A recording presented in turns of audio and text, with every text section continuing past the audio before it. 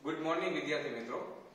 હવે પહેલા બે પ્રેક્ટિકલની અંદર આપણે રેડોક્સ અનુમાપનના જે બે પ્રેક્ટિકલ હતા, તમારો પ્રયોગ નંબર 1 અને પ્રયોગ નંબર 2 એ બંને કમ્પ્લીટ કરી લીધા છે। તો હવે આપણે આગળ વધીએ અને આપણા બોર્ડે કીધેલા સિલેબસ મુજબના જે નેક્સ્ટ પ્રેક્ટિકલ છે એ છે પ્રેક્ટિકલ નંબર 15 થી પ્રેક્ટિકલ 20, એટલે કે ટોટલ 6 પ્રેક્ટિકલ છે જે હવે આપણે પરફોર્મ કરવા જઈશું આગળ, બરાબર। હવે એ 6 પ્રેક્ટિકલમાંથી આજે આપણે પ્રથમ પ્રેક્ટિકલ નંબર 15 કરીશું, જેનો હેતુ તમે વાંચશો તો તમને ખબર પડશે કે આપણને શું પૂછેલું છે, બરાબર। તમે જોઈ શકો છો અહીંયા કે આપેલા અકાર્બનિક ક્ષારનું ગુણાત્મક પૃથ્થકરણ કરી તેમાં રહેલા ધન આયન અને ઋણ આયનની પરખ કરવી। ચાલો, તો આપણો આજનો હેતુ છે કે આપણને એક સંયોજન આપેલું છે અને એ સંયોજનમાંથી આપણે ગુણાત્મક પૃથ્થકરણ કરી અને ધનાયન અને ઋણાયનને ગોતવાના છે, બરાબર।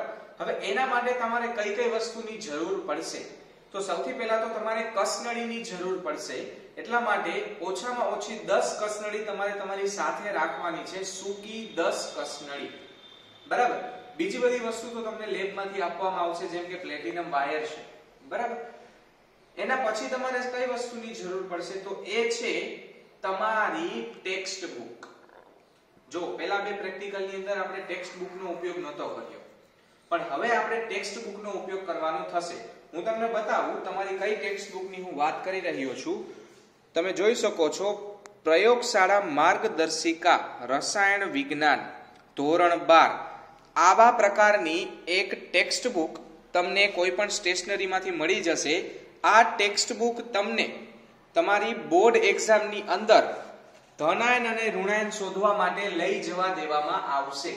મતલબ કે તમે જ્યારે પ્રેક્ટિકલ કરતા હશો ત્યારે તમે આ ટેક્સ્ટ બુકને તમારી સાથે રાખી શકશો, આમાંથી જોઈ અને તમે બધા જ પ્રેક્ટિકલ કરી શકશો, તમને કોઈ રોકી નહીં શકે, બરાબર।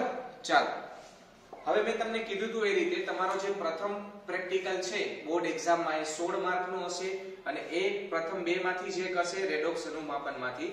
ત્યાર પછીનો આજે આપણે જે પ્રેક્ટિકલ કરીશું 15મો પ્રેક્ટિકલ, 15 થી 20 સુધીના જે પ્રેક્ટિકલ છે એ બધા જ પ્રેક્ટિકલ 16 માર્કમાં ભાગ 2 ની અંદર આવશે, જ્યાં તમને બુક આપવામાં આવશે। રેડોક્સ અનુમાપનમાં બુક નહીં આવે, આ ખાસ ધ્યાન રાખજો, એમાં બધું મોઢે કરવાનું છે, એટલે હું બોર્ડ વર્કમાં તમને બધું કરાવી દીધું હતું કે એવી રીતે લખવાનું છે ને બધું। તો ચાલો, આપણે સૌથી પહેલા તો કેવા કેવા ધનાયન આપણા નજરમાં આવશે ને કેવા કેવા ઋણાયન એના વિશે વાત કરીએ। તો તમારી જે ટેક્સ્ટ બુક છે, ટેક્સ્ટ બુકની અંદર પેજ નંબર 50, ટેક્સ્ટ બુકની અંદર પેજ નંબર 50 પર તમે જશો તો ત્યાં તમને પ્રયોગ 7.1 એવું આપેલું છે અને ત્યાં તમને ધનાયન અને ઋણાયનનો હેતુ આપેલો છે। ત્યાં ઘણા બધા ધનાયન ને ઘણા બધા ઋણાયન લખેલા છે, મતલબ કે આપણા કોર્સની અંદર આટલા ધનાયન છે અને આટલા ઋણાયન છે। ટૂંકમાં આમાંથી કોઈ પણ ધનાયન છે એ તમારા સંયોજનમાં હોઈ શકે છે અને આમાંથી કોઈ પણ ઋણાયન છે તમારા સંયોજનમાં હોઈ શકે છે। ટૂંકમાં આપણા સંયોજનમાં રહેલો એક ધનાયન અને એક ઋણાયન આમાંથી આપણે શોધવાનો રહેશે। હવે તમે તમારી જર્નલની અંદર જોશો તો તમને ખબર પડશે કે તમને સૌથી પહેલા જરૂરી સાધનો પૂછેલા છે। તો તમે અહીંયા ટેક્સ્ટ બુકમાં જોશો તો અહીંયા તમને બધા જ જરૂરી સાધનો લખીને આપેલા છે, બરાબર। તમે ત્યાં લખી શકો છો ઉત્કલન નળી, કસનળી, અંકિત નળાકાર, કસનળી સ્ટેન્ડ, કસનળી હોલ્ડર, નિકાસ નળી, બુચ, ગારણપત્ર, આ બધી વસ્તુ તમે તમારા જરૂરી સાધનોમાં જર્નલમાં લખવાની રહેશે, જે તમને અહીંયા બતાવેલું છે। એમાંથી અમુક જે જરૂરિયાત મુજબના છે એ બધા મેં અહીંયા તમને લખી દીધા છે। ત્યાર પછી આપણે વાત કરીએ તો તમારો સૌથી પહેલો ભાગ, કસોટી કરવા માટેનો સૌથી પહેલો ભાગ છે અકાર્બનિક ક્ષારની સૂકી કસોટીઓ। અકાર્બનિક ક્ષારની સૂકી કસોટીઓ, અને એમાં તમે જોશો તો સૌ પ્રથમ કસોટી છે એ છે રંગ, બરાબર। ચાલો, હવે આપણી પાસે અહીંયા એક સંયોજન છે જે મેં નાના બીકરની અંદર લીધેલું છે, તમે જોઈ શકો છો। આ સંયોજનનો રંગ કેવો છે તમને સરસ રીતે એમાં દેખાતો હશે। એકદમ વ્હાઈટ એટલે કે સફેદ કલરનું આ સંયોજન છે. બરાબર, તમને હું ઉપરથી પણ બતાવું છું. તમે જોઈ શકો છો કે આ સંયોજન છે એ સફેદ રંગનું છે. બરાબર, ચાલો તો હવે તમે જે સંયોજન અહીંયા તમને આપેલું છે એનો રંગ કેવો લખશો? તો આપણે તમે જોઈ શકો છો અહીંયા તમને કસોટી, ત્યારબાદ અવલોકન, ત્યારબાદ અનુમાન, એ રીતે તમને 3 ખાના આપેલા છે. બરાબર, તો તમારું જે રંગનું ખાનું છે એ રંગના ખાનાની બાજુમાં અવલોકનમાં તમે લખશો સફેદ રંગ. બરાબર, કેમ કે તમારું સંયોજન કેવા રંગનું છે? તો સંયોજન આપણું સફેદ રંગનું છે. ચાલો હવે ફરીથી તમારી ટેક્સ્ટ બુકમાં તમારે આવી જવાનું છે. હવે ટેક્સ્ટ બુકમાં તમે જોશો તો 51 નંબરના પેજ ઉપર તમારે ઋણાયનની કસોટી ચાલુ થઈ જાય છે. મતલબ કે રંગ માટે કંઈ આપેલું નથી. તો એ રંગ માટેની ડિટેલ તમને ક્યાં આપેલી છે? તો રંગ માટેની ડિટેલ તમને પેજ નંબર 64 પર આપેલી છે. ખાસ યાદ રાખજો, પેજ નંબર 64 પર ટેક્સ્ટ બુકમાં તમને કોષ્ટક 7.6 આપેલું છે. જ્યાં તમે જોઈ શકો છો તો તમને ઘણા બધા રંગીન આયનો આપેલા છે. જેમ કે આછો લીલો, પીળો કે કથ્થઈ રંગ હોય તો તમારું સંયોજન Fe+2 કે Fe+3 ધરાવતું હોઈ શકે છે. વાદળી રંગ હોય તો એ Cu+2 ધરાવતું હોઈ શકે છે. ચમકતા લીલા રંગનું હોય તો એ નિકલ +2 ધરાવતું હોઈ શકે છે. વાદળી, લાલ, જાંબલી કે ગુલાબી હોય તો કોબાલ્ટ +2 હોઈ શકે છે. અથવા તો આછો ગુલાબી હોય તો એ Mn+2 હોઈ શકે છે. પણ આપણું સંયોજન તો સફેદ છે એટલે કે રંગ વિહીન છે.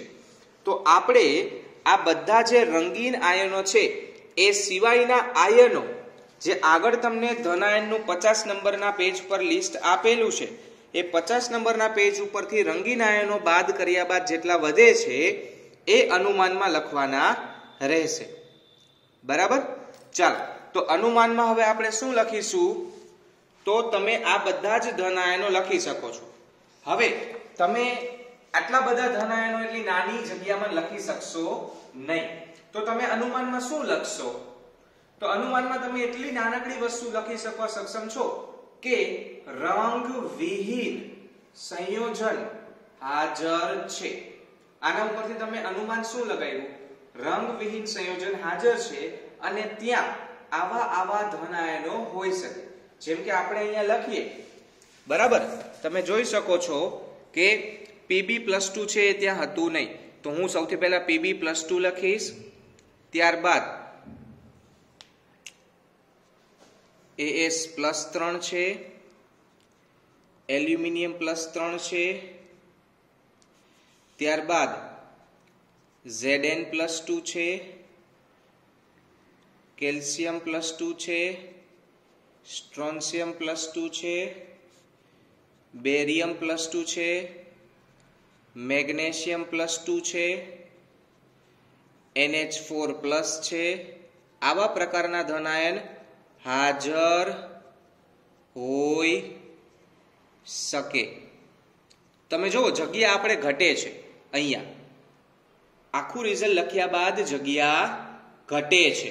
મતલબ કે તમે રંગવિહીન આયન લખવા કરતા તમે એવું પણ લખી શકો છો કે Cu+2, Fe+2, Fe+3, Ni+2, CO+2, Mn+2 ગેરહાજર છે, કારણ કે આ બધા તો રંગીન છે. બરાબર, ચાલો ત્યાર પછી તમે જોશો તો તમારું બીજી કસોટી છે વાસ, કે સંયોજનમાંથી કેવી વાસ આવે છે.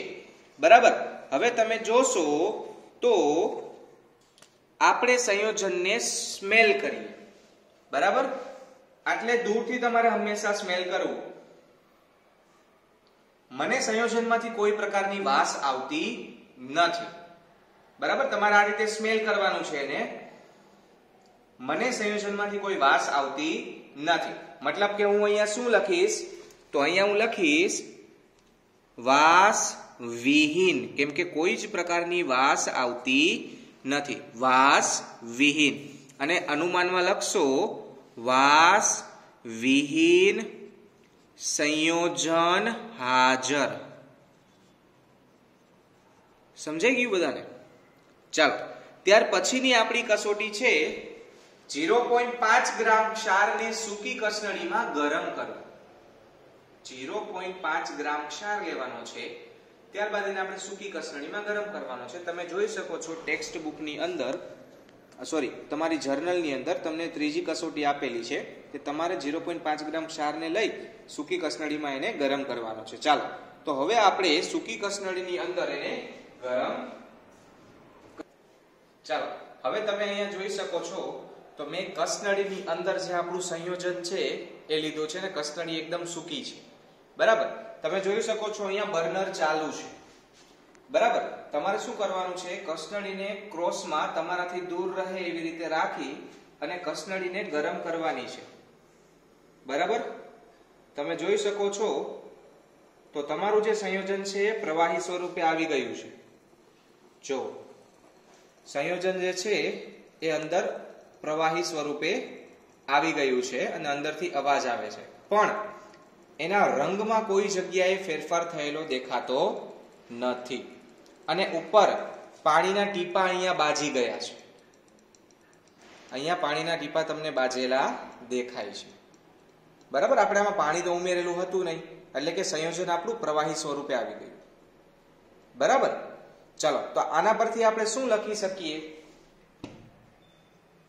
ચાલો, હું આને હવે થોડી વાર અહીંયા ઠંડુ થવા માટે રાખી દઉં છું, જેથી કરીને ત્યારબાદ હું કસનળીને સાફ કરી શકું. તમારે આને પણ સ્મેલ કરવાનો છે, દૂરથી સ્મેલ કરવાનો.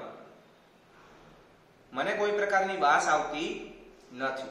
બરાબર, ચાલો, ટૂંકમાં જ્યારે તમે તમારા સંયોજનને ગરમ કરો છો ત્યારે સંયોજનને ગરમ કરવાથી એમાં કોઈ પ્રકારની વાસ ઉત્પન્ન થતી નથી કે એમાં કોઈ પ્રકારનો રંગ પરિવર્તન થતો નથી. તો હવે આપણે આપણી જર્નલની અંદર ફરીથી એ રિઝલ્ટ લખીશું. બરાબર, લખી. કોઈ પ્રકારે વાસ કે રંગ પરિવર્તન જોવા મળતા નથી. તો આના ઉપરથી આપણે શું કહી શકીએ? ભાઈ, બાષ્પશીલ સંયોજન ગેરહાજર છે, કે એમાંથી કોઈ પણ સંયોજન કે તમારા સંયોજનમાંથી કોઈ જ વસ્તુ બાષ્પ સ્વરૂપે બહાર આવતી નથી. ચાલો, ત્યાર પછી તમારી ચોથી કસોટી છે, તમે અહીંયા જોશો તો ચોથી કસોટી તરીકે તમને જ્યોત કસોટી આપેલી છે. ચાલો, હવે તમે અહીંયા જોશો તો પેજ નંબર 65 ઉપર, પેજ નંબર 65 પર તમને જ્યોત કસોટી માટેનું કોષ્ટક આપેલું છે, કોષ્ટક 7.8. અને બીજી વસ્તુ કે તમને અહીંયા 7.7 માં જ્યારે તમે ક્ષારને ગરમ કરો છો ત્યારે ગરમ હોય ત્યારે ને ઠંડુ હોય ત્યારનું રંગ પરિવર્તન આપેલું છે. બરાબર, પણ આપણે તો સફેદનું સફેદ જ હતું, એટલા માટે આમાંથી કોઈ આવે નહીં. ચાલો, તો હવે આપણે શું કરીશું? તો હવે આપણે જ્યોત કસોટી પરફોર્મ કરીશું. બરાબર, તમે જોઈ શકો છો કે અહીંયા મારી પાસે અત્યારે પ્લેટિનમ વાયર છે. હું તમને બતાવું છું, અહીંયા એકદમ પતલો એવો તમને વાયર આપેલો છે. આ પ્લેટિનમ વાયર છે અને ઉપર મેં પેન્સિલની અણી મારફતે ગોળ ફેરવી અને ત્યાં નાનકડો લૂપ એટલે કે એક ગોળાકાર ભાગ બનાવેલો છે. અહીંયા તમને દેખાશે મેં અહીંયા એક ગોળાકાર ભાગ બનાવેલો છે. બરાબર, હવે આપણે શું કરીશ? તો આપણી પાસે જે સંયોજન છે એ સંયોજનમાં આપણે પ્લેટિનમ વાયરને બોરીશું અને એમાંથી આપણે સંયોજન પ્લેટિનમ વાયરના ગોળાકાર ભાગ પર લઈશું અને એ ગોળાકાર ભાગને આપણે બર્નરની નીચે રાખીને સળગાવીશું, જેથી આપણને ખબર પડશે કે આપણને કોઈ પ્રકારની જ્યોત જોવા મળે છે કે નહીં. તમે જોઈ શકો છો તો અહીંયા પ્લેટિનમ વાયર છે એ એકદમ ત્વરિત રીતે ગરમ થાય છે, પરંતુ તમને એમાં કોઈ પ્રકારની જ્યોત જોવા મળતી નથી.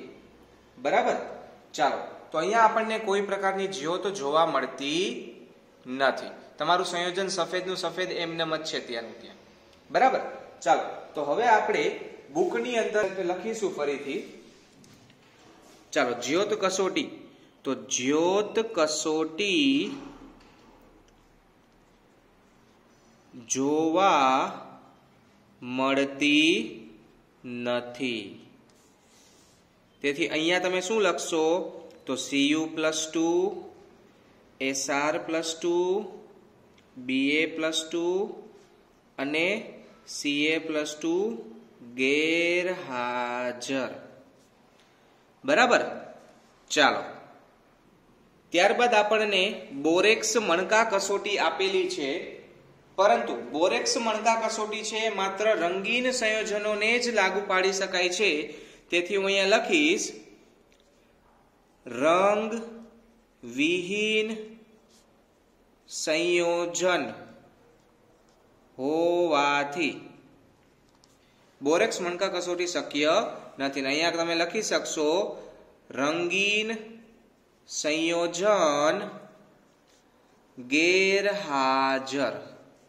ચાલો, ત્યાર પછી તમે જોશો તો ત્યાં તમને બીજી બે કસોટી આપેલી છે. એક છે કોલસા પોલાણ કસોટી અને બીજું છે કોબાલ્ટ નાઇટ્રેટ કસોટી. આ બંને કસોટી આપણે પરફોર્મ કરવાના નથી, કારણ કે એ ખૂબ જ વધારે સમય માંગી લેતી કસોટી છે અને એ કસોટીથી આપણને કોઈ પ્રોપર સાચું પરિણામ મળવાને સક્ષમ વસ્તુ છે નહીં. એટલા માટે આપણે પાંચમી અને છઠ્ઠી કસોટીનું બોક્સ છે ને ખાલી રાખીશું. તમારે તમારી એક્ઝામમાં પણ ત્યાં કોઈ રિઝલ્ટ લખવાનું નથી. એ આપણે અંતમાં લખીશું જ્યારે આપણે આખું પ્રેક્ટિકલ પૂરો કરીશું, ત્યારે આપણા ધનાયન અને ઋણાયનના હિસાબ. ચાલો, તો ત્યાર પછી તમે જોશો તો તમને અહીંયા ભાગ બી આપેલો છે ઋણ આયનની પરખ માટેની કસોટી. ઋણ આયનની પરખ માટેની કસોટીમાં સૌથી પહેલી કસોટી તમે જોશો તો 0.1 ગ્રામ ક્ષાર લઈ તેમાં મંદ H2SO4 નાખ્યા બાદ તેને ગરમ કરવાનું છે. ચાલો, હવે એ કસોટી આપણને ટેક્સ્ટ બુકની અંદર ક્યાં આપેલી છે તો મેં તમને કીધું હતું તમારા પેજ નંબર 51 પર સીધે સીધું ઋણ આયન માટેની કસોટી જ ચાલુ થાય છે. જો ઋણ આયનનું પદ્ધતિસર પૃથ્થકરણ, બરાબર. અને સૌથી પહેલું જ છે મંદ સલ્ફ્યુરિક એસિડ સાથેની પ્રાથમિક કસોટી. તમને ત્યાં કોષ્ટક 7.1 આપેલું છે, એમાં જોઈને તમને અંદાજો આવી જશે કે કેવા પ્રકારનું પરિણામ આવે તો શું હાજર હોય. અહીંયા તમે જોઈ શકો છો તો કાર્બન ડાયોક્સાઇડ છે, H2S છે, SO2 છે, NO2 છે, CH3COOH છે. જો આવા કોઈ પ્રકારની બાષ્પ ઉત્પન્ન થાય તો એના આધારે આપણે આમાંથી કોઈ એક હાજર છે એવું કહી શકીશું. બરાબર. તો ચાલો, હવે આપણે આપણા સંયોજનની અંદર મંદ H2SO4 ઉમેરી અને એને થોડું ગરમ કરીશું. ચાલો, હવે મેં કસનળીમાં થોડું સંયોજન લીધું છે અને એની અંદર હું મારી પાસે જે મંદ સલ્ફ્યુરિક એસિડ છે એ ઉમેરું છું. ચાલો, તમે જોઈ શકો છો તો મેં કસનળીની અંદર મારા સંયોજનમાં મંદ સલ્ફ્યુરિક એસિડ ઉમેરેલું છે અને તમારું સંયોજન છે એમાં દ્રાવ્ય થઈ જાય છે. બરાબર. હવે આપણે આને ગરમ કરીશું અને ચેક કરીશું કે શું કોઈ પ્રકારની પ્રક્રિયા થાય છે, એમાંથી કોઈ સંયોજન કે કોઈ વાયુ મુક્ત થાય છે, એ આપણે ચેક કરીશું. બરાબર. ચાલો, અહીંયાથી તમને ગરમ થવાના લીધે વાયુ ઉત્પન્ન થતો હોય એવું લાગે છે, તો આપણે એને સ્મેલ કરીશું.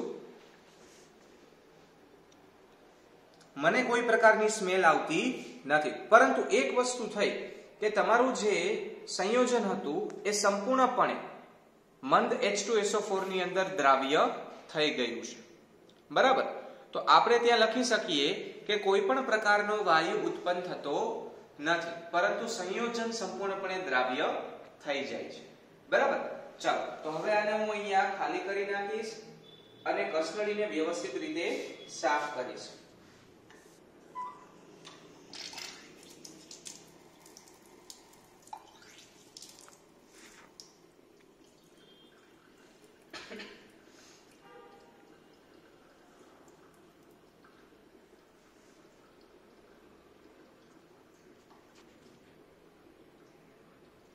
ચાલો, કસનળી સાફ થઈ જાય એટલે ચીપીઓ ત્યાંથી કાઢી અને કસનળીને તમારા કસનળી સ્ટેન્ડમાં ઊંધી રાખી દેવી જેથી તે સુકાઈ જાય. બરાબર. ચાલો, તો આપણે હવે આપણું રિઝલ્ટ લખીશું. કોઈ પ્રકારે વાયુ ઉત્પન્ન થતો નથી. માટે હવે તમે જોઈ શકો છો ટેક્સ્ટ બુકની અંદર કેવા કેવા ઋણાયન ગેરહાજર થઈ ગયા. તો CO3-2 ગેરહાજર થઈ ગયું, S-2 ગેરહાજર થઈ ગયું, SO3-2 ગેરહાજર છે, NO2- ગેરહાજર છે ને એસિટેટ ગેરહાજર છે. ચાલો તો આપણે અહીંયા લખીશું CO3-2, S-2, SO3-2, ત્યારબાદ NO2-, CH3COO- ગેરહાજર. ચાલો ટૂંકમાં આમાંથી કોઈ પણ ઋણાયન આપણે પાસે છે નહીં સંયોજનમાં. હવે આપણે નેક્સ્ટ પેજ પર આવી જઈએ અને બીજી કસોટીઓ પણ છે એ કરીએ. તો ત્યાર પછી તમે જોશો તો તમને આપેલું છે 0.1 ગ્રામ ક્ષાર અને 1 ml સાંદ્ર સલ્ફ્યુરિક એસિડ સાથે એને ગરમ કરતા. બરાબર. ચાલો તો હવે આપણે આ કસોટી કરીશું. ફરક શું છે? તો ગઈ વખતે મંદ સલ્ફ્યુરિક એસિડ હતું, હવે સાંદ્ર છે. ચાલો મેં આપણા સંયોજનની અંદર અહીંયા ડ્રોપરની મદદથી સાંદ્ર સલ્ફ્યુરિક એસિડ ઉમેરેલું છે. તમે જોઈ શકો છો કે ઘટ્ટ છે. બરાબર. હંમેશા યાદ રાખવું સાંદ્ર સલ્ફ્યુરિક એસિડની બોટલ ક્યારે પણ હાથેથી ન પકડવી અને ડ્રોપરની મદદથી જ એને કસનળીની અંદર ઉમેરવું. ચાલો હવે આપણે આને ગરમ કરીએ. બહુ કાળજીપૂર્વક આને ગરમ કરવું. ચાલો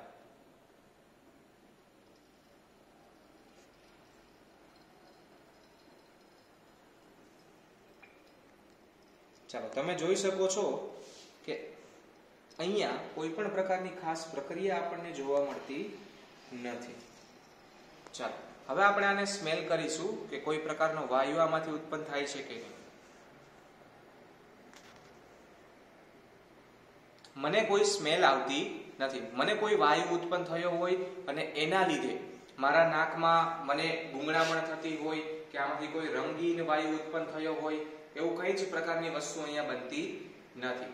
મતલબ કે આપણે કહી શકીએ કે સાંદ્ર સલ્ફ્યુરિક એસિડ સાથેની પ્રક્રિયા દ્વારા પણ મને કોઈ પ્રકારનો વાયુ ઉત્પન્ન થતો દેખાતો નથી. બીજી વસ્તુ, જ્યારે પણ સાંદ્ર સલ્ફ્યુરિક એસિડ સાથે તમે એને ગરમ કરેલું હોય તરત જ એને પાણીના સંપર્કમાં નહીં આવવા દેવાનું. મતલબ કે એને તમારા કસનળી સ્ટેન્ડની અંદર થોડીવાર માટે રાખી મૂકવાનું અને ચીપિયો ત્યાંથી કાઢી લેવાનો. ચલો મેં ચીપિયો કાઢી લીધો છે અને કસનળી સ્ટેન્ડની અંદર એ કસનળીને થોડીવાર ઠંડી થવા રાખી દીધી છે. પછી એને સાફ કરવાનું. બરાબર. ચાલો તો હવે આપણે બુકની અંદર રિઝલ્ટ લખીએ ફરીથી. હવે તમે જોઈ શકો છો કે તમારી ટેક્સ્ટ બુકની અંદર પેજ નંબર 56 ઉપર તમને તમારી જે કસોટી નંબર 2 છે એ આપેલી છે. પેજ નંબર 51 ઉપર પહેલું છે, પેજ નંબર 56 ઉપર બીજું. સાંદ્ર સલ્ફ્યુરિક એસિડ સાથેની પ્રાથમિક કસોટી. ચાલો હવે જો રંગવિહીન તીવ્ર વાસવાળો વાયુ ઉત્પન્ન નથી થતો કેમ કે આપણને એનાથી કોઈ ગુંગળામણ નથી થઈ. લાલાશ પડતો કથ્થઈ રંગનો વાયુ પણ નહોતો નીકળ્યો, જાંબલી રંગની બાસ પણ નથી નીકળી, કોઈ કથ્થઈ રંગનો ધુમાડો પણ નહોતો કે કોઈ રંગવિહીન વાસવિહીન વાયુ પણ ઉત્પન્ન નહોતો થયો. બરાબર. જે આપણને ગુંગળામણ કરાવે. એનો મતલબ એવો છે કે આપણા જે કોઈ પણ અહીંયા તમને ઋણાયન આપેલા હશે એ બધા જ ગેરહાજર છે. તમે જોઈ શકો છો અહીંયા તો તમને અહીંયા ક્લોરાઇડ, બ્રોમાઇડ, આયોડાઇડ છે, નાઇટ્રેટ છે, ઓક્ઝેલેટ છે, આવા આયનો આપેલા છે. તો ચાલો આપણી જે બીજી કસોટી છે એનું અવલોકન લખીએ આપણે. તો અહીંયા આપણે લખીશું કોઈ રંગીન કે રંગવિહીન વાયુ ઉત્પન્ન થતો નથી. ચાલો કઈ કઈ વસ્તુ ગેરહાજર આવશે? Cl-, Br-, I-, NO3- અને ઓક્ઝેલેટ C2O4- ગેરહાજર. ચાલો હવે પહેલી બે કસોટીમાંથી જો કોઈ પણ કસોટી શક્ય ન હોય એટલે કે એમાં તમને પરિણામ ન મળતું હોય એનો મતલબ એવો છે કે તમારા સંયોજનની અંદર સલ્ફેટ હશે અથવા તો ફોસ્ફેટ હશે. બરાબર. હવે સલ્ફેટની હાજરી કેવી રીતે ચકાસવી એના વિશે આપણે વાત કરીએ.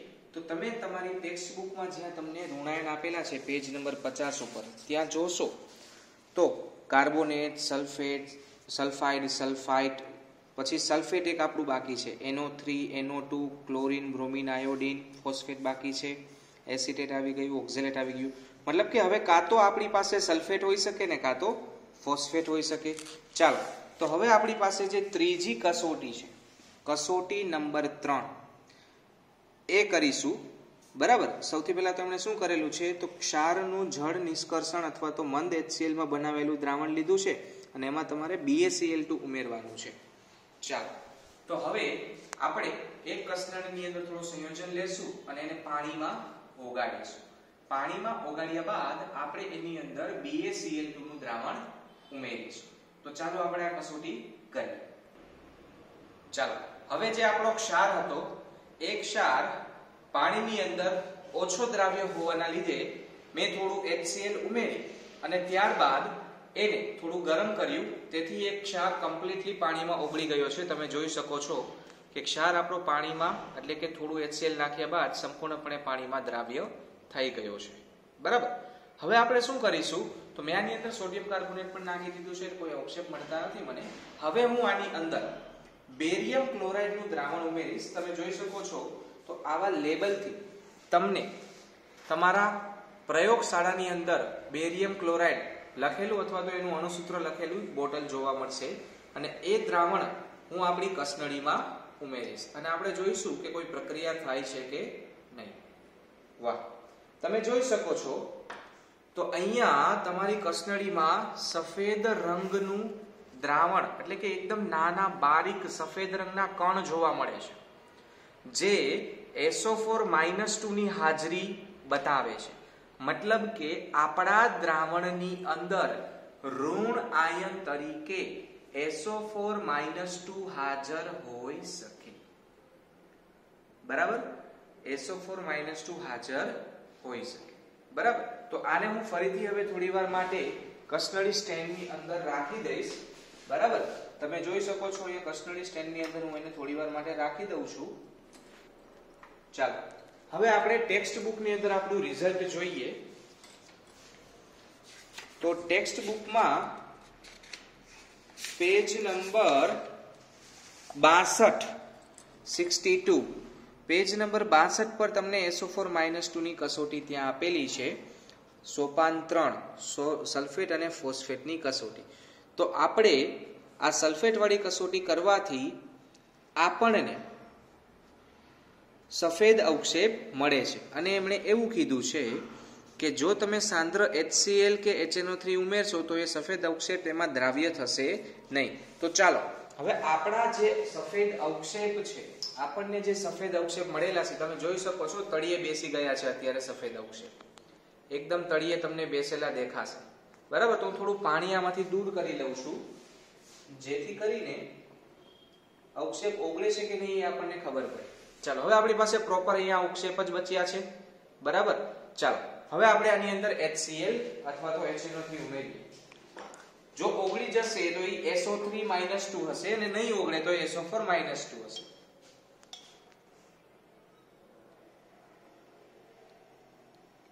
તમે જોઈ શકો છો કે સફેદ અવક્ષેપ HCl નાખ્યા બાદ પણ એમાં ઓગળતા નથી. મતલબ કે આપણી પાસે સલ્ફેટ SO4-2 આપણા ઋણાયન તરીકે હાજર છે. બરાબર. ચાલો, મતલબ કે આપણને આપણો ઋણાયન મળી ગયો છે. હવે હું આ કસનળીને વ્યવસ્થિત રીતે સાફ કરી નાખું છું. બરાબર.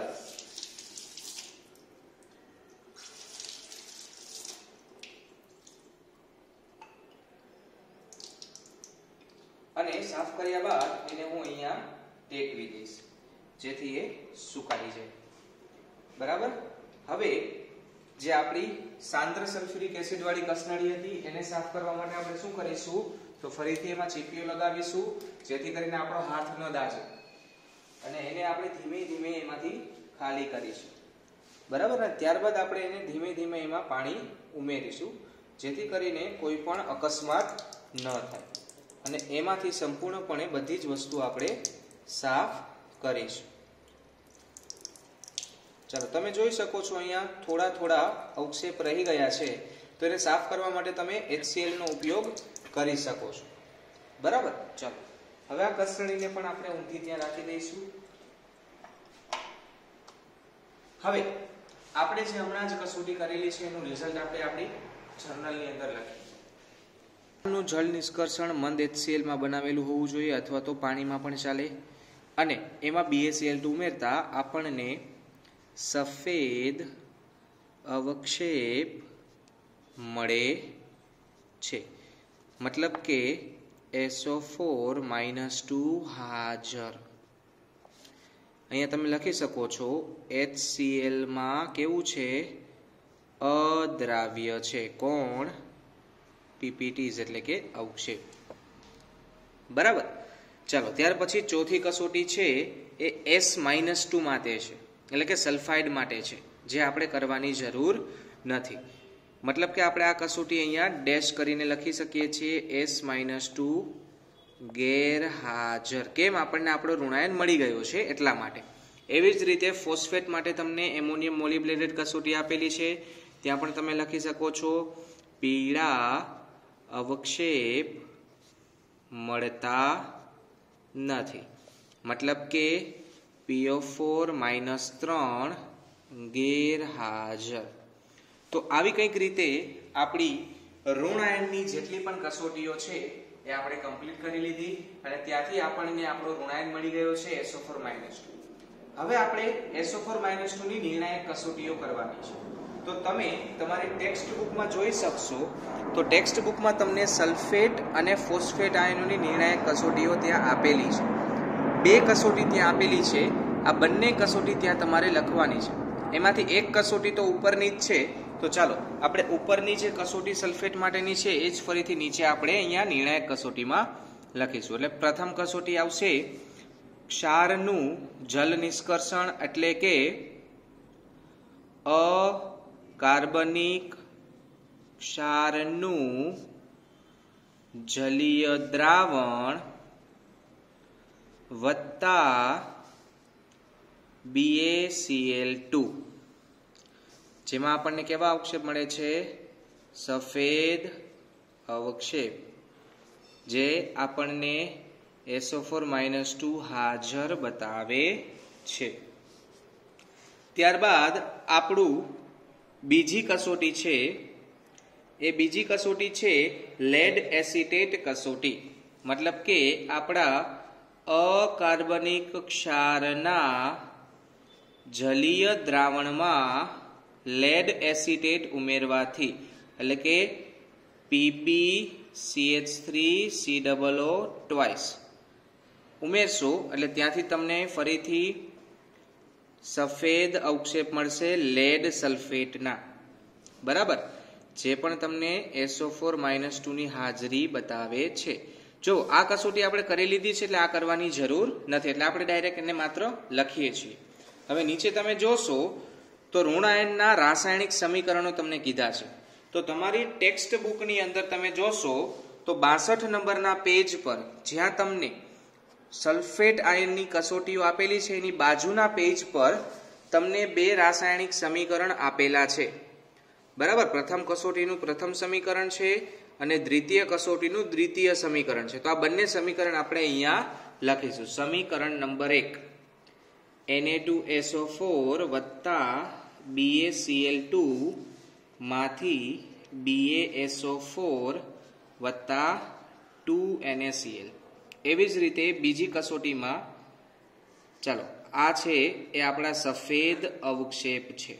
એવી રીતે બીજી કસોટીમાં Na2SO4 એ લેડ એસિટેટ સાથે પ્રક્રિયા કરે છે અને આપણને લેડ સલ્ફેટના સફેદ અવક્ષેપ જોવા મળે છે અને સાથે બે અણુ સોડિયમ એસિટેટના બને છે.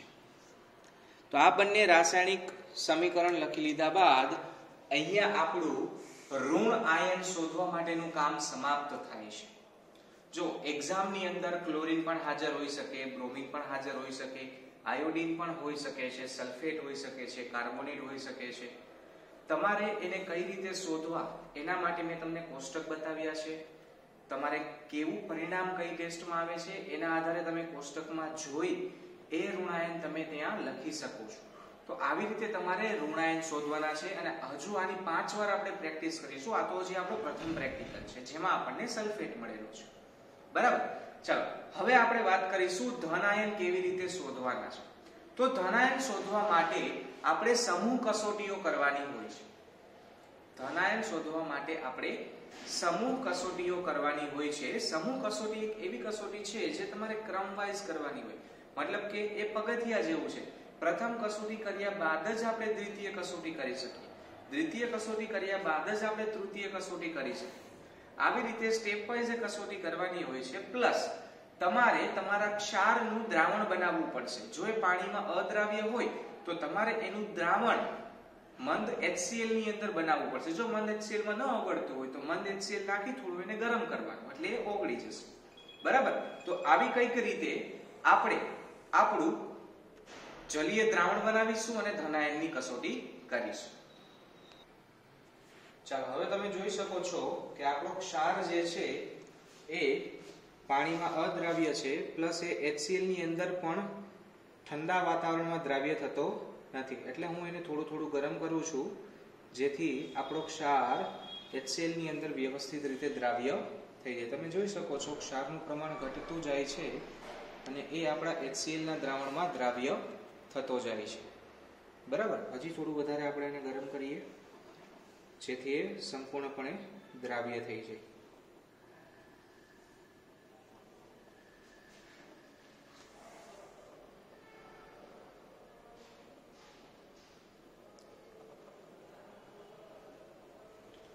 ચાલો હવે તમે જોઈ શકો છો તો આપણે જે કોઈ પણ સંયોજન લીધું હતું એ સંપૂર્ણપણે આપણામાં દ્રાવ્ય થઈ ગયું છે અને હવે આનો આપણે વપરાશ આપણા ધનાયનના શોધ માટે કરી શકીશું. બરાબર. ચાલો તો આમાંથી હું થોડું દ્રાવણ એક બીજી કસનળીની અંદર લઈશ. બરાબર. જેમ કે હવે તો ભીની કસનળી હશે તો પણ ચાલશે. ચાલો અહીંયા હું થોડું એવું દ્રાવણ લઉં છું અને આપણે પ્રથમ કસોટી કરીએ. બરાબર. ચાલો હવે ટેક્સ્ટ બુક ની અંદર તમે જોશો તો આપણી પ્રથમ કસોટી છે ક્ષાર વત્તા મંદ NaCl અને એને ગરમ કરો. હવે જો હું તમને સૌથી પહેલા કહી દઉં કે આ કસોટી છે એ એમોનિયમ માટે છે, NH4+ માટે છે. એટલા માટે તમારે જો તમે જ્યારે કસનળીને ગરમ કરી હતી જો એમોનિયા હાજર હોત તો તમને ત્યારે જ NH4+ ની સ્મેલ આવત. જો આપણે NH4+ ની આગળ ક્યાંય જ સ્મેલ નથી આવેલી એટલે આપણે ડાયરેક્ટ કહી શકીએ કે NH4+ ગેરહાજર છે. અને અહીંયા તમે લખી શકો છો કે એમોનિયા વાયુની વાસ આવતી નથી. ત્યારબાદ બીજી કસોટી છે મૂળ દ્રાવણમાં મંદ HCl ઉમેરો. ચાલો તો આપણી પાસે જે મૂળ દ્રાવણ છે બરાબર એની અંદર આપણે હવે મંદ HCl ઉમેરશું. તમારા ડેસ્ક પર અથવા તો તમારા લેબની અંદર તમને મંદ HCl ની આ રીતે લખેલી બોટલ જોવા મળશે અને આપણે મંદ HCl ઉમેરીએ છીએ. બરાબર. તમે જોઈ શકો છો તો અહીંયા કોઈ જ પ્રકારની પ્રક્રિયા થઈ નથી. મતલબ કે સમૂહ 1 અહીંયા ગેરહાજર છે. ચાલો તો હવે આપણે અહીંયા લખીએ કે અવક્ષેપ મળતા નથી એટલા માટે સમૂહ 1 ગેરહાજર. બરાબર. ત્યાર પછી શું છે તો તમારે આને ઢોળી નથી નાખવાનું. તો મંદ HCl નાખ્યા બાદ તમારે તેમાંથી H2S વાયુ પસાર કરવાનો છે. તો ચાલો આપણે હવે આમાંથી H2S વાયુ પસાર કરીશું. જોઈ શકો છો તો અહીંયા આપણી પાસે H2S પ્લાન્ટ છે અને હું અહીંયાથી એમાં H2S વાયુ પસાર કરું છું. અહીંયાથી H2S વાયુ એ રંગવિહીન છે, સ્વાભાવિક છે અને એ H2S વાયુ અત્યારે મારી કસનળીની અંદર જઈ રહ્યો છે. પણ તમે જોઈ શકો છો તો અહીંયા કોઈ પ્રકારના અવક્ષેપ બનતા નથી. બરાબર. મતલબ કે આપણું સમૂહ નંબર જે 3 છે એ પણ અહીંયા ગેરહાજર છે. બરાબર. ચાલો મતલબ કે અવક્ષેપ મળતા નથી. સમૂહ 2 ગેરહાજર. ત્યારબાદ ત્રીજી કસોટી છે તેમાં આપણે NH4Cl અને NH4OH ઉમેરવાનું છે. તો ચાલો હવે આપણે આ કસનળીને વ્યવસ્થિત સાફ કરીને મૂકી દઈએ અને બીજી કસનળીમાં દ્રાવણ લઈ અને એમાં NH4OH અને NH4Cl ઉમેરીએ. ચાલો હવે મેં ફરીથી અહીંયા આપણું મૂળ દ્રાવણ જે આપણે HCl માં બનાવેલું છે લીધું છે અને એની અંદર હું સૌથી પહેલા ઉમેરીશ NH4Cl. તો આ રીતે જ બોટલ પર લેબલ લગાવેલું હશે NH4Cl. એ બોટલમાંથી તમારે અહીંયા થોડા પ્રમાણમાં NH4Cl ઉમેરવાનું રહેશે. તમે જોઈ શકો છો અહીંયા કોઈ જ પ્રકારની પ્રક્રિયા થઈ નથી. જો અહીંયા કોઈ પ્રકારની પ્રક્રિયા થઈ નથી કે કોઈ અવક્ષેપ મળતા નથી, કારણ કે આજે આપણો બીજો પ્રક્રિયક ઉમેરવાનો બાકી છે NH4OH. હંમેશા યાદ રાખવું NH4OH નાખતા પહેલા એની બોટલને વ્યવસ્થિત હલાવવી, ઢાંકણું ખોલ્યા બાદ એને સ્મેલ કરવું, એમાંથી એમોનિયાની સ્મેલ આવે છે કે નહીં.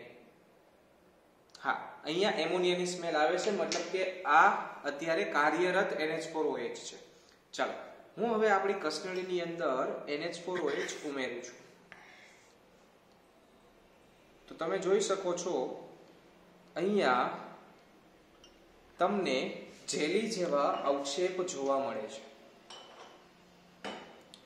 તમે જોઈ શકો છો તો તમારી કસનળની અંદર અહીંયા એકદમ સફેદ એવા જેલી જેવા અવક્ષેપ જોવા મળી રહ્યા છે. બરાબર, મતલબ કે સમૂહ 3 હાજર છે. તો ચાલો હવે આપણે જર્નલની અંદર સમૂહ 3 વિશે લખીએ. સફેદ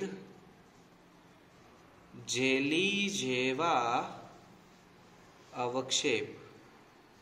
તો સમૂહ 3 હાજર. જે સમૂહ હાજર આવે એની નીચેના કોઈ પણ સમૂહની કસોટી તમારે કરવાની નથી. બરાબર, હવે તમારી ટેક્સ્ટ બુકમાં આવી જાઓ. ચાલો ટેક્સ્ટ બુકની અંદર તમે જોશો તો તમને હેડિંગ વાઇઝ અહીંયા બધા સમૂહ આપેલા છે. જો સમૂહ 2.1 એટલે કે કોપર સમૂહ. બરાબર, ત્યારબાદ અહીંયા તમને સમૂહ 2B એટલે કે આર્સેનિક સમૂહ આપેલું છે. ત્યારબાદ તમને સમૂહ 3 ના પૃથ્થકરણ વિશે કીધેલું છે. જુઓ હવે તમારી જર્નલની અંદર તમે જોશો તો F વિભાગ તમને આપેલો છે સમૂહના ધન આયનોનું પૃથ્થકરણ, એટલે કે સમૂહ 3 નું પૃથ્થકરણ આપણે કરવાનું થશે. ચાલો તો હવે આ જે સમૂહ 3 નું પૃથ્થકરણ છે તમને તમારી બુકમાં આપેલું છે. જોવો અહીંયા સમૂહ 3 ના ધન આયનની નિર્ણાયક કસોટીઓ, મતલબ કે તમારે સમૂહ 3 ને અલગ ઓળખવા કેવી રીતે. હવે તમે અહીંયા જોઈ શકો છો તો ઘણી બધી થિયરી લખેલી છે, પરંતુ તમારે અહીંયા ધ્યાન આપવાનું નથી. હવે જે વસ્તુ હું તમને કહું છું એના પર જ તમારે સૌથી વધારે ફોકસ રાખવાનું છે. જ્યારે પણ સમૂહ 3 તમને સમૂહ કસોટીમાં હાજર આવે તો ત્યાં તમને 2 આયનો આપેલા છે, Fe+3 અને એલ્યુમિનિયમ+3. હવે એકદમ સિમ્પલ લોજિક વાપરો. Fe+3 છે એ રંગીન સંયોજન આપે છે. Fe+3 રંગીન સંયોજન આપે છે, જ્યારે એલ્યુમિનિયમ+3 તો રંગવિહીન સંયોજન આપે છે. અને અત્યારે તમારી પાસે રંગવિહીન સંયોજન છે. બીજી વસ્તુ, Fe+3 ના અવક્ષેપ કથ્થઈ રંગના હોય છે, જ્યારે એલ્યુમિનિયમ+3 ના અવક્ષેપ સફેદ રંગના હોય છે. જો અહીંયા તમને સફેદ રંગના અવક્ષેપ મળેલા છે, મતલબ કે આપણી પાસે એલ્યુમિનિયમ+3 ધનાયન હાજર છે. તો આપણે કસોટી કરવામાં સમય નહીં બગાડીએ અને વ્યવસ્થિત રીતે આપણું પ્રેક્ટિકલ આપણે લખીશું. ચાલો તો આપણે અહીંયા એમણે એ વસ્તુ કહી શકીએ છીએ કે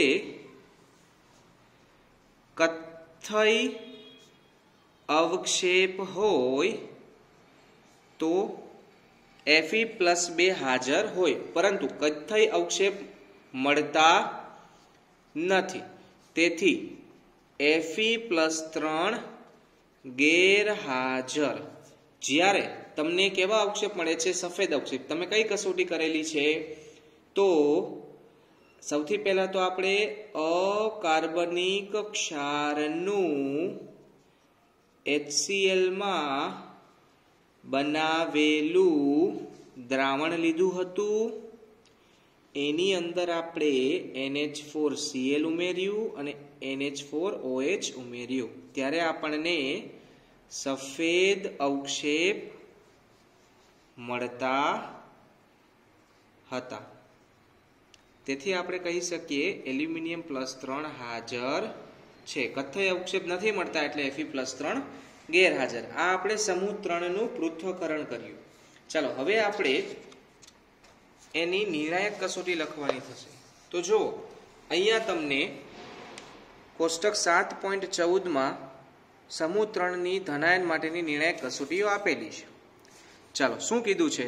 અવક્ષેપને મંદ HCl માં દ્રાવ્ય કરો અને દ્રાવણના 2 ભાગ પાડો. ચાલો હવે આપણને જે અવક્ષેપ અહીંયા મળેલા છે આ અવક્ષેપની અંદર હું ફરીથી મંદ HCl ઉમેરીશ, બરાબર, અને એના 2 ભાગ કરીશ. મંદ HCl ની અંદર આ અવક્ષેપ દ્રાવ્ય થઈ જશે. ચાલો તો હું અવક્ષેપની અંદર મંદ HCl ઉમેરું છું, બરાબર. તમે જોઈ શકો છો તો અવક્ષેપ એમાં દ્રાવ્ય થવા લાગ્યા છે. તો હું આને હવે વ્યવસ્થિત રીતે એકવાર હલાવીશ જેથી એની અંદર રહેલા બધા જ અવક્ષેપ ઓગળી જાય.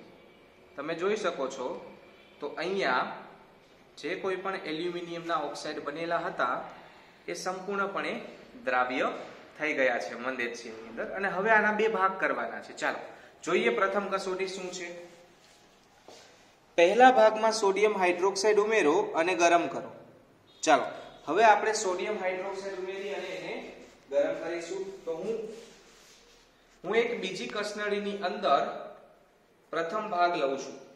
ચલો આ મેં પ્રથમ ભાગ લીધો છે, બાકીનો ભાગ હું અહીંયા રાખી દઉં છું. આની અંદર આપણે NaOH ઉમેરીશું અને ત્યારબાદ એને ગરમ કરીશું. જો અહીંયા આપણે NaOH લખેલું જ છે, બરાબર. એને એકવાર વ્યવસ્થિત હલાવી અને હું એમાં NaOH ઉમેરું છું અને ત્યારબાદ આપણે એને ગરમ કરીશું. લગભગ તો આપણે એને ગરમ કરવાની પણ જરૂર નથી, એમાં તમને સફેદ અવક્ષેપ દેખાય જ છે, છતાં પણ આપણે એને ગરમ કરીએ. સૌથી પહેલા તો આપણે બર્નર ચાલુ કરીશું, જે મેં બંધ કરી દીધું હતું, બરાબર. ચાલો હવે હું અહીંયાથી ચીપીઓ કાઢી અને કસનળી સ્ટેન્ડ ફરીથી લગાવીશ અને હવે એને હું ગરમ કરીશ. જેવું આપણે એને ગરમ કરીશું આપણને એમાં સફેદ રંગના અવક્ષેપ જોવા મળશે.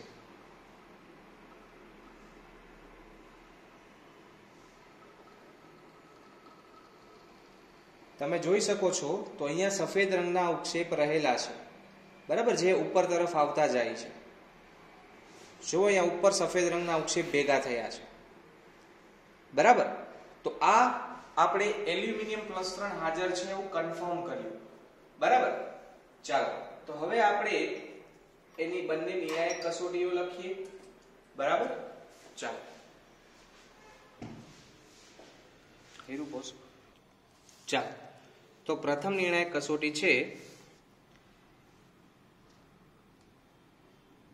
મૂળ દ્રાવણ વત્તા NaOH ને ગરમ કરતા આપણને સફેદ અવક્ષેપ મળે છે અને તે સફેદ અવક્ષેપ NaOH વધુ પ્રમાણમાં લેસી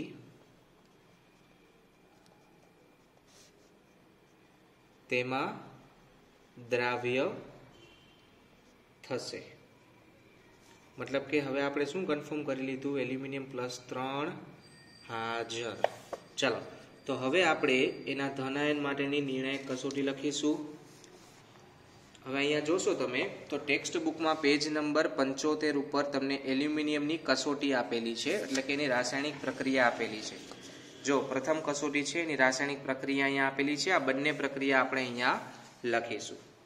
ચાલો AlCl3 જે NaOH સાથે પ્રક્રિયા કરી આપણને AlOH થ્રાઇસના સફેદ અવક્ષેપ આપતું હતું અને જ્યારે આપણે AlOH થ્રાઇસના અવક્ષેપમાં વધારે NaOH ઉમેર્યું ત્યારે એ સોડિયમ એલ્યુમિનેટની અંદર રૂપાંતર પામી ગયું અને એમાં દ્રાવ્ય થઈ જાય છે. તો હવે આપણી પાસે ધનાયન અને ઋણાયન બંને મળી ગયા છે, એલ્યુમિનિયમ અને સલ્ફેટ. ચાલો તો અકાર્બનિક ક્ષારનો ઋણાયન હતો SO4 - 2 જે સલ્ફેટ આયનના નામથી જાણીતો છે. ત્યારબાદ ધન આયન આપણી પાસે હતું Al+3 જે એલ્યુમિનિયમ ધન આયનના નામથી જાણીતો છે. એટલે આપણું સંયોજન બનશે Al2SO4 થ્રાઇસ જે એલ્યુમિનિયમ સલ્ફેટ તરીકે ઓળખાય છે. બરાબર. અહીંયા તમારો આખો પ્રેક્ટિકલ કમ્પ્લીટ થાય છે અને આપણે પ્રથમ 15મો જે પ્રયોગ હતો આપણો એના માટે આપણે આપણા ધનાયન અને ઋણાયનની શોધ કરી. તો આવી જ રીતે આપણે એક નવા સંયોજન માટે નવા પ્રેક્ટિકલમાં નવા ધનાયન અને નવા ઋણાયનની શોધ કરીશું. Thank you so much.